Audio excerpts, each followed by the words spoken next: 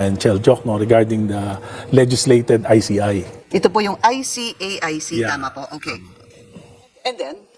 So sabi ko, we already filed, and Speaker Boji D during his inaugural address when we start the session last November 11, if I remember correctly, November 11. sabi niya ipapasa namin yung AIC, dami kasi so by December before the Christmas break.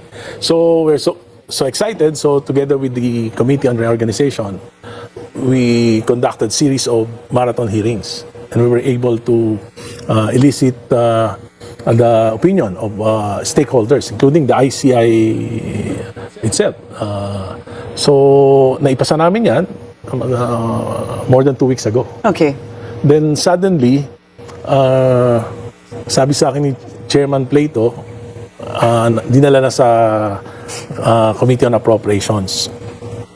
Pero hanggang ngayon, What happens after the hindi committee? lumalabas. Ano ba Dapat yung yan sa proseso? plenary na yan. Oo nga po. Bakit dadalhin? For funding purposes. Kasi we believe that in order to be independent, the Commission should be funded by the General Appropriations Act. Yeah. Okay, I want to go to that a little later on. So he was texting you, Secretary Bates, Yeah. and sabi po niya, what is the progress dito po sa ICAIC? Nung sinasabi ko sa kanya, nung una, medyo maganda. So, sabi niya, if I can help you convincing the President to certify that as urgent. Sabi ko, that's good. Sabi ko sa kanya. Then, pagkatapos noon, nag-text ako sa kanya na medyo na-delay. I don't think that we have the time to finish it. Kasi nga, for 2 weeks na-stall eh.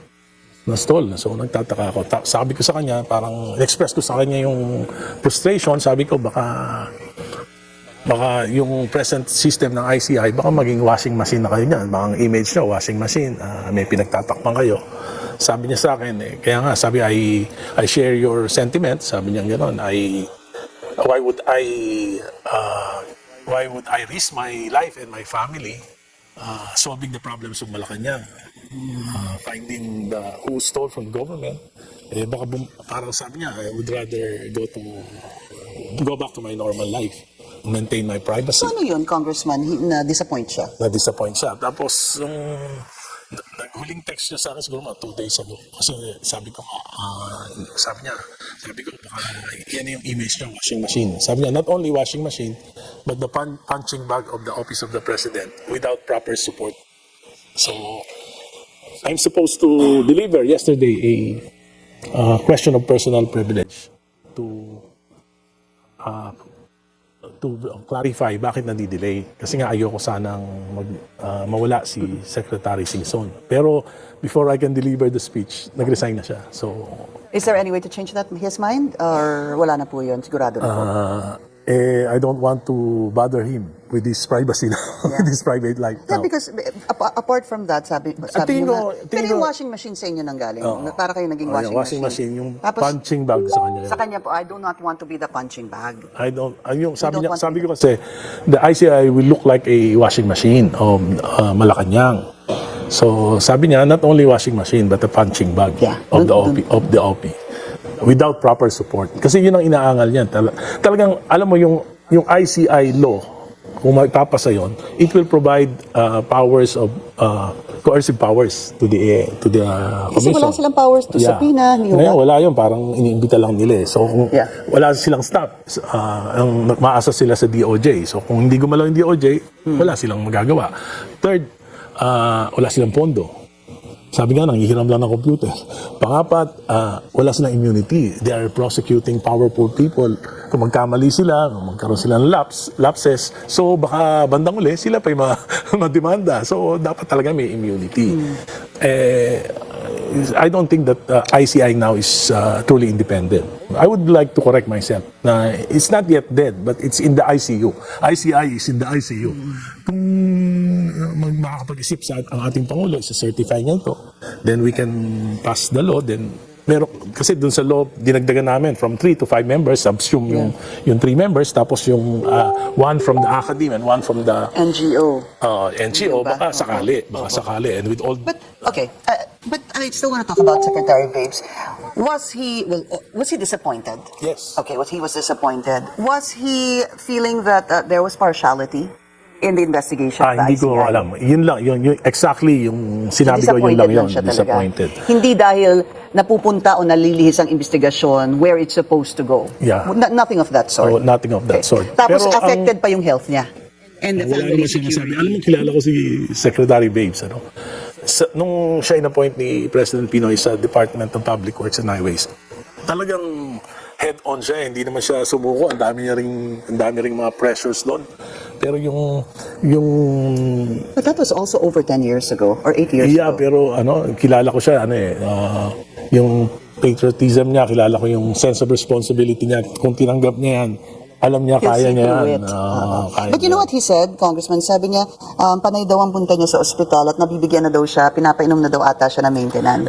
Ang tingin ko, kasi ako tingin ko lang, this is my opinion, kasi iningatan niya yung kanyang reputation, yung kanyang dangal for so many years, di ba? Pagkatapos, siguro may kaba siya na baka mapahiram niya yung mukha niya dito sa... His credibility. Yung credibility niya sa, sa ICI na ito. Kasi ako, for example, I'm beginning to doubt the sincerity of the palace in truly ferreting out the truth. Why? Kasi iba-iba na yung narrative nila eh. Iba-iba yung narrative nila. Nung lumabas si Saldico, sinabi na involved yung Malacanang, there's an accusation na involved si Presidente mismo. May 100 billion insertion. Sabi nila, walang insertions kasi yung insertion sila na nga gumawa, ba't pa sila mag-i-insert doon sa budget nila? Pero nakalimutan nila na may 5 billion insertion for the Office of the President.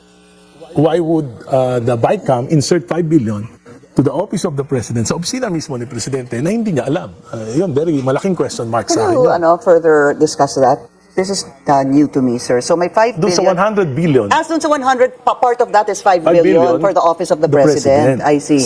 So kung hindi nila alam yon, bakit sila, ang request lang nila sa NEP is this certain amount, tapos yung BICAM, dinagdagan sila ng 5 billion. Ibig ba sabihin, hindi alam ng They had Office no of the idea. President, tapos dinagdagan sila ng 5 billion, parang kalokohan yun. Is it possible that someone knew but the President did not know? Pwede. Are you entertaining that idea? Pwede. Pero, ni-review niya, sabi niya, binasa niya yung 4,000 pages of the 2025 GAA. Yeah, but does one Pero really do that? bakit hindi niya Nakita yun? ba't hindi niya nakita yun? Ba't hindi niya binito? At sinabi tapos nagsalita si Senator Lacson na naniniwala siya na nagamit lang yung pangalan ni Presidente. Yeah. Yung cabinet niya, yung inaccuse niya si Bersamin, the 2 Bersamins and Pangandaman. So, Cadiz, tapos, meron pang Cadiz. Okay. nag-resign si E.S. Bersamin on the basis of, sabi nila, nung una, ni Yusek Castro na on the basis of delikadesa. Pero si E.S. Bersamin mismo nagsabi, hindi ako nag-resign, tinanggal ako. Right. And somebody told me, hindi pa nga niya in-identify kung sino na yung nagpa-resign sa kanya. So, bakit iba-iba yung narratibo? So, at ngayon, How do you answer that? What are you thinking of? Bakit ganon? Bakit iba-iba yung naratibo? Bakit pinaalis si dating E.S. Bersamin? Bakit sinasabi niyong meron dong 5 billion that if true the President knew about it, why did he not veto it? Because supposedly in that budget, he vetoed 198 billion ho ba? At least that's what is coming out. So, ano ho ang inyong theory? well, the government is lying. Why? 2023 budget, GAA. Sinalaula ito ng Kongreso, 300 billion yung insertions, diversions, and amendments. Hindi kumibo si Presidente, hindi kumibo yung cabinet. Imposibleng hindi alam to ng DBM. 2024. Palagay na hindi nila nalaman yung 2023. Okay. 2024. Mas malaki, 500 billion yung insertions, amendments, Which is in the BICAM. BICAM and Congress. Okay. Sa small committee. May small committee sa House. So, 500 billion in 2024. Okay. 2024. Hindi kumibo ang Presidente, hindi kumibo yung Cabinet. 2025, 473 billion yung insertion, diversions, amendments. Kumibo si Presidente, tinanggal niya lang yung 26 billion. Kasi sumobra na yung budget ng DPWH Sa Education sa Department. Education Department. Which is against the law. Which is against the law. Pero, bukod dyan, Pinabayaan ni Presidente na yung 60 billion sa PhilHealth ilagay sa flood control. National Treasury. 107 billion from PDIC nilagay sa flood control. Yung more than 300 billion na equity ng Philippine government doon sa ating mga foreign flagship projects, tinanggalan ng pondo, nilagay sa public works. Ang pinakamasama nun na nangyari na yun, dahil dyan yung metro subway na supposed to be matatapos ng 2028, dahil hindi na pondohan, na-delay to 2032. 4 years. Yung PNR elevated rail na dapat matapos ng 2029, matatapos ng 2032. At dahil dyan, sabi mismo ng Department of Transportation, we will accrue an additional expense of 20%. So that's about 300 billion additional expenses. So bakit hindi kumibo dito si Presidente? So either alam niya ito, o ano? What do you think? Incompetence or complicity. This competence and it's a question of competence and complicity. And what do you think? As apart from your saying that Malacanang is I don't- lying, is he but incompetent or is he But complicit? both are I think a Tantamount to wrongdoing. no, hindi lang wrongdoing, both are impeachable offense. I see. We're going to take a very short break. We'll continue our discussion with Congressman Edgar. So you basically are saying that the president has not been responding to the allegations Yes. of Zaldico, and you think that he should respond even if this was not taken under oath. Yes, Kahit you po- should talk to the Filipino people. Bakit? Bakit ba? Kasi sinabi ni, natandaan mo, sabi ni Congressman Toby Chanco, November 2024, kinausap sila ni Presidente kasama si Speaker Martin. Sabi niya, bakit hindi ba sapat yung mga bahay na yan, yung mga helicopter na yan? So, ibig sabihin, as early as November 2024, alam na alam ni siya. Presidente, bakit pinirmahan niya pa rin yung 2025 budget? So it's not enough. My question is, it's not enough, even if he signed it, that he vetoed 198 million, if I'm not mistaken, of budget. Hindi, 26 billion lang yung kanyang binito. I think I spoke to Senate President Tito Soto, and there appears to be a number of 180, 190 billion. Baka yung sa unprogrammed funds. Yung unprogrammed funds, ang position doon sa unprogrammed funds, it's not legal, it's not constitutional. Kasi ang unprogrammed funds, wala yung source of revenue. At ang budget, para ma-aprobahan, kailangan may budget of expenditures, tapos may sources of Dapat revenue. may laman yung bangko. Kaya nga, bago mo- nililipat from program funds, nililipat sa unprogrammed funds, tapos pinapalitan ng flood control. Kasi yung doon nilagay yung yung mga flagship projects, nilagay doon sa unprogrammed funds. Wala namang source of revenue. Ang source of revenue lang ng unprogrammed funds ay una, kung magkakaroon ng additional loans. Matagal yun bago i-negotiate. Kung may New taxes. New taxes, So, matagal din yun. you're not at this point, if an impeachment complaint is filed against the president, you're not likely, would that be correct, sir, to support that? Hindi, ang sinasabi ko, there will come a time in February when the Vice President will be impeached, somebody will file A complaint, a complaint impeachment. against the Vice President. Para, ano ba position namin sa Liberal Party? Sasama kami sa 125 billion, tapos pababayaan namin Let's put itong that into context. You're talking about 125, yung intelligence fund, intelligence sir, okay? fund. Palagay mo ng 500 billion dun sa DepEd, so that's only 625 25. billion. Tapos dito, 625 million dito. Billions. Billion. So, malalagay kami sa alanganin. Ano ba to? Politics lang or we really want to be part of cleansing the government? So dapat talaga magpaliwanag si You're still thinking about that, if it's politics or really cleansing the Yes, government? yes. Iniisip niyo pa po yun kung anong choice ang inyong gagawin? Yes, kasi yan yun naman, ang sinasabi ko naman, noon pa sinasabi ko na maski sa Kongreso, maski kay Presidente, maulit at maulit yan hanggang hindi natin babaguhin yung sistema, yung political dynasties, yung turncoatism, yung campaign finance reform, dapat yan yung pamalit. Yan yung pamalit sa mga kasalanan ng mga politiko sa bayan. Congressman, you were saying that one way is for the president to explain, hindi ho ba? Kausapin Yes. niya po yung tao, sabi niyo. Oh. What about the anti-political dynasty bill filed in Congress? Do you think that if the president certifies this as urgent, that this could actually help him, his image? Yes, of course, because Malaking that's tulong against po self-interest.